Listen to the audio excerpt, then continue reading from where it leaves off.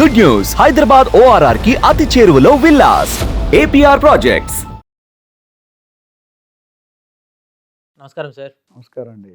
లైఫ్‌లో నేను ఎప్పుడు డబ్బు సంపాదించినా నా దగ్గర డబ్బు నిలబడట్లేదు, డబ్బు రావట్లేదు. నేను ఏ బిజినెస్ చేసినా ఇంతే, నేనేం చేసినా ఇంకా నాకు సక్సెస్ అనేది రాదు అనే రకంగా తీసుకుంటూ ఉంటారు. ఈ రియల్ ఎస్టేట్ రంగానికి వచ్చినట్లయితే రియల్ ఎస్టేట్‌లో మోసం చేసే వాళ్ళే ఎక్కువ. ఎంత పని చేసినా, ఎంత కష్టపడ్డా గానీ అక్కడ వర్క్ కంప్లీట్ అవ్వదు. అండ్ ఒకవేళ వర్క్ కంప్లీట్ అయినా సరే రాజకీయాలు చేసేసి ఉన్న డబ్బు వాళ్ళే తీసుకెళ్ళిపోతారు. సో, మనకు కమిషన్ ఇస్తా అంటారు గానీ ఏ కమిషన్ రాదు, ఏ రూపాయి కూడా రాదు అని చెప్పేసి ఫిక్స్ అయిపోయి ఉంటారండి కొంతమంది. కొంతమందికి ఇది నిజంగా జరుగుతూనే ఉంటుంది. సో, ఇటువంటి వాళ్ళకి మీరేం చెప్తారు సార్? నిజంగా రియల్ ఎస్టేట్‌లో మోసాలు అండ్ డబ్బు ఇవ్వకపోవడం, ఒకవేళ వర్క్ కంప్లీట్ చేసినా సరే కమిషన్ ఏదైతే ఉంటుందో అది రాకపోవడం ఇలాంటివి జరుగుతూ ఉంటుందని చెప్పేసి అంటూ ఉంటారు. ఇది నిజమేనా సార్? ఇది ఖచ్చితంగా 100% నిజమని చెప్పలేనండి. కొన్ని అవకతవకలు ఒకటారా జరుగుతున్నాయి, మార్కెట్‌లో ఉన్నాయి. అయితే ఇది వాళ్ళని బ్లేమ్ చేసే ముందు మనం ఏంటి, మన క్యారెక్టర్ ఏంటి, మన స్ట్రెంగ్త్ ఏంటి, మన వీక్‌నెసెస్ ఏంటి, అసలు నేను రియల్ ఎస్టేట్‌కి సరిపోతానా, రియల్ ఎస్టేట్ రంగంలో ఉన్నంత అవగాహన, నాలెడ్జ్ ఉందా మనకి, ఆ నాలెడ్జ్ లేకపోతే నాలెడ్జ్ తీసుకోవడానికి ట్రై చేస్తున్నానా, ఇలాంటివన్నిటికీ మీ ప్రశ్నలకి సమాధానం ఉండాలండి. ఇప్పుడు real estate the most easiest business నాకు, ఎందుకంటే నాకు నచ్చింది. అసలు నీకు ప్యాషన్ ఏంటి? చదువు అయిపోయింది, డబ్బు సంపాదించాలి అనుకుంటున్నారు, కానీ డబ్బులు మీకు రావట్లేదు. మీరు ఎంత హార్డ్ వర్క్ పెట్టినా డబ్బు సంపాదించలేకపోతున్నారు. సో దీనికి మీ అంతలు మీరు ఫస్ట్ మీరు స్క్రీన్ చేసుకోవాలి. నా స్ట్రెంగ్త్స్ ఏంటి? స్వాట్ అనాలిసిస్ అంటారు, SWOT. Strengths, weaknesses, opportunities, threats. ఇది దీని తర్వాత.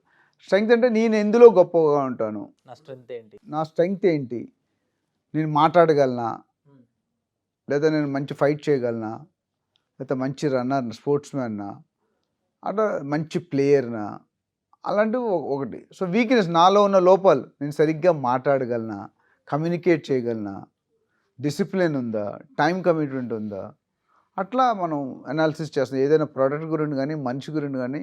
సింపుల్గా నేను మ్యారేజ్కి వెళ్తాను మళ్ళీ బ్యాక్, ఎందుకంటే మ్యారేజ్లో ఏమవుతుందంటే these are the points which are going to see. ఒక వరుడు గురించి మనం కనుక్కోలేదు, ఇవే కదా కనుక్కునేది. ఏం కనుక్కుంటాం? ఎవరు, ఏ ఫ్యామిలీ బ్యాక్గ్రౌండ్, అవన్నీ ఉంటాయి.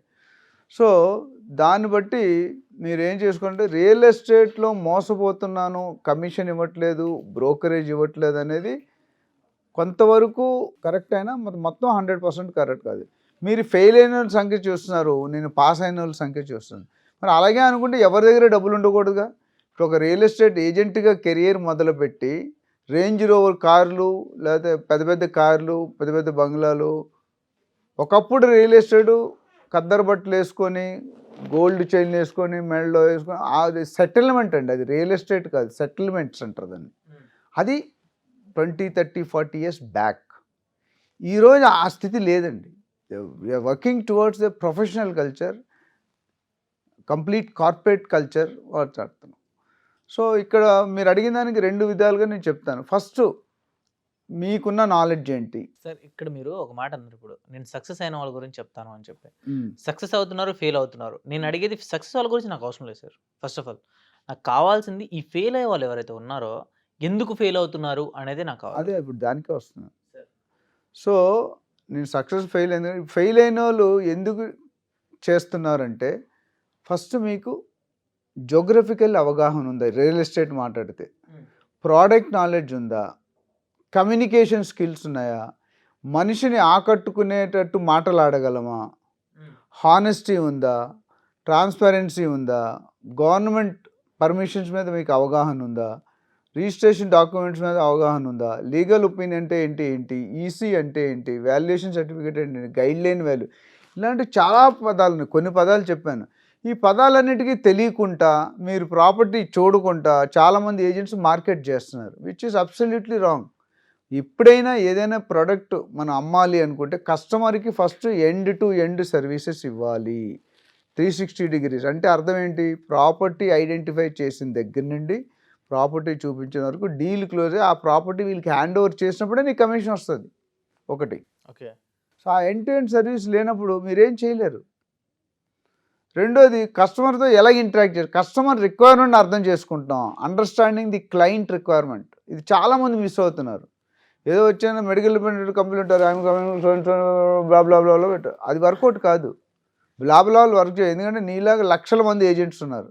నీకు రేరా లైసెన్స్ ఉందా, అప్రూవల్ ఉందా, ఎన్ని డీల్స్ చేసావు ఆ ఏరియాలో. ఇంకా చాలామంది ఏంటంటే అన్ని ఏరియాలు మనం చేసేద్దాం అనుకోండి, దేశంలో ఉన్న డీల్స్ అన్ని మనమే చేసుకుంటాం, మన మిగతా వాళ్ళు ఏమవుతారు. సో ఒక స్పెసిఫిక్ నేచర్ అంటే స్పెసిఫిక్ ఏరియా, సో ఒక స్పెషలైజేషన్, నువ్వు విల్లా చేస్తున్నావా, ప్లాట్స్ చేస్తున్నావా, ల్యాండ్స్ చేస్తున్నావా, ఇండిపెండెంట్ హౌస్ చేస్తున్నావా చేసుకుని ఒక దాంట్లో రానియండి. చాలామంది ఏంటంటే రెంటల్ కావాలి, సేల్స్ కావాలి, ల్యాండ్స్ కావాలి, ఫామ్ హౌస్ అంటే చేయలేరండి. అంతే, అదే మా ట్రైనింగ్లో మేము నేర్పేది. మీరు మీ ఐక్యూ లెవెల్స్ దేనికి సరిపోతాయి. సింపుల్ ఉదాహరణ, ఒక ఇండిపెండెంట్ విల్లా గేటెడ్ కమ్యూనిటీలో 5-6 కోట్లకి, ఇప్పుడు మీరు గచ్చిబౌలి అండ్ బియాండ్ పోతే 5 నుండి 10 కోట్లు ఉంది. ఆ 5-10 కోట్లు అమ్మేవాడు ప్లాట్ అమ్మలేడండి, 10 లక్షల ప్లాట్ అమ్మలేడు. అది లాజిక్ అది. ఎందుకంటే దానికి కావాల్సిన వర్కింగ్ ప్రిన్సిపల్స్ వేరు, దీనికి కావాల్సిన వర్కింగ్ ప్రిన్సిపల్స్ వేరు. అంటే నాలెడ్జ్ లెవెల్స్ కానీ, ఎందుకంటే 10 కోట్లు పెట్టుకుంటుంటే ఆయన దగ్గర 100 కోట్లు ఉంటుందండి ఆ కస్టమర్కి. ఆయన విధి విధానాలు, ఆయనకున్న నాలెడ్జ్ లెవెల్, ఆయనకున్న అవేర్నెస్ వీళ్ళకి ఉండదు. ఒకటి, వాళ్ళని హ్యాండిల్ చేసే విధానం. నేనున్నా అనుకోండి, ఎయిర్పోర్ట్కి వెళ్ళి రిసీవ్ చేసుకునేవాడిని. ఒక బాంబే నుండి ఒక కస్టమర్ వస్తే ఎర్లీ మార్నింగ్ వాళ్ళ టైం కోసం ఏం చేసి 7 o'clock అలా అరైవల్ ఉంటుంది ఇక్కడ, 6 to 7. నేను మార్నింగ్ 5కి లేచి ఎయిర్పోర్ట్కి వెళ్ళి వాళ్ళని పికప్ చేసుకొని టిఫిన్ తినిపించి ఆఫీస్ తీసుకొచ్చి బ్రోకరేజ్ సైన్ చేయించి తర్వాత సైట్ విజిట్ వెళ్ళి సాయంత్రం కల్లా డీల్ క్లోజ్ చేసేవాళ్ళం. సో ఆ ఎక్స్పెక్ట్ ఇప్పుడు ఎవరైనా చేస్తున్నారు, మీరు క్వశ్చన్ చేసుకోండి ఏజెంట్స్. అంత లేదండి, వాడు వస్తాడులే చూద్దాం. ఎందుకంటే మనకు బాండింగ్ ఎయిర్పోర్ట్లోనే పెట్టాను లింక్. నేను నా కారులో మొత్తం రోజంతా తిరిగి 1000 రూపాయలు పెట్రోల్ ఖర్చు పెట్టి 2000 పెట్టి భోజనం పెట్టి చేసామంటే 50% deal is done. Because you will understand you more, you will understand you more. అది ఇంపార్టెంట్ టెక్నిక్ అండి. సో ఏ ఏజెంట్ అయినా మీరు సర్వీసెస్ ఆయన సాటిస్ఫైడ్గా ఇస్తే కనుక ఏ కస్టమర్ కూడా బ్రోకరేజ్ ఎగ్గొడదామని ట్రై చేయడండి. ఆయన 1 కోటి రూపాయలు పెట్టాడు, మీకు 2 లక్షలు ఇవ్వడానికి ఏంటండి. సో మీరు అడిగేదానికి డబ్బు సంపాదించుకోలేను, లేదా సంపాదించుకోలేకపోతున్నాను, లేకపోతే ఇతరులు ఎగ్గొడుతున్నారు అనేది I think it's purely hour individual call. అసలు బ్రోకరేజ్ అయినప్పుడు ఎందుకు చేస్తున్నారు పని, అది ఇంపార్టెంట్. సో నేను ఏదైనా కస్టమర్కి వెళ్తే బ్రోకరేజ్ ఇస్తాను సైన్ చేస్తేనే నేను వర్క్ చేస్తాను, లేకపోతే మీరు ఎందుకు చేయరంటే వేరే కస్టమర్ లేక, ఈ ఒక్కడే కస్టమర్. సో మనం వర్క్లో దిగాము, బ్రోకరేజ్ చేస్తున్నాము అని అంటే కస్టమర్ మన దగ్గరికి వచ్చే దగ్గర నుంచి మన రిటర్న్ వెళ్ళేంత వరకు పక్కనే ఉండి క్లియర్గా ఎక్స్ప్లెయిన్ చేసి పర్ఫెక్ట్గా చూసుకున్నట్లయితే ఏదైనా జరుగుతుంది, డెఫినెట్గా అవుతుంది. ఎవరైనా చేయలేకపోతే నన్ను సంప్రదించవచ్చు. సో వేరే వాళ్ళకి అప్పచెప్పడాలు, లేదు వాళ్ళు వస్తారులే అని చూడడం, నెగ్లెక్ట్ చేసినట్లయితే ఖచ్చితంగా దీంట్లో ప్రాబ్లమ్స్. ఒకటేనండి, మీ కొడుకు మీకు ముద్దు. ఇప్పుడు నీ కస్టమర్ నీకు ముద్దు, నాకు అంత ముద్దు కావచ్చు. నా కస్టమర్ ఉండి నీ కస్టమర్ ఉంటే ఫస్ట్ నా కస్టమర్కి వాల్యూ ఇస్తాం agents. There are very very few people ప్రొఫెషనల్గా ఆలోచించేది. అది లేకుండా మీరు కంప్లీట్ రెస్పాన్సిబిలిటీ షోల్డర్ చేయాలి, అప్పుడు మీరు చూడండి.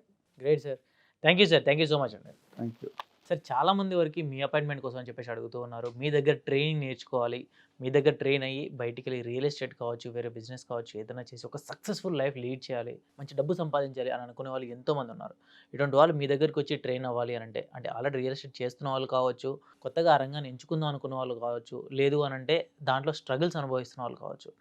ఇటువంటి వాళ్ళు రియల్ ఎస్టేట్ మీ దగ్గర నుంచి నేర్చుకోవాలి అంటే, మీ దగ్గర ట్రైనింగ్ అవ్వాలి అని అంటే మిమ్మల్ని ఏ విధంగా అప్రోచ్ అవ్వచ్చు? సింపుల్ అండి, కింద స్క్రోల్ అవుతున్న నెంబర్కి కాల్ చేస్తే మా కోఆర్డినేటర్ మీకు అపాయింట్మెంట్ ఫిక్స్ చేస్తారు. ఫిక్స్ చేసిన తర్వాత మిమ్మల్ని మీరు వచ్చి నన్ను కలవచ్చు, లేదా ఫోన్లో మాట్లాడవచ్చు, లేదా జూమ్లో మాట్లాడవచ్చు.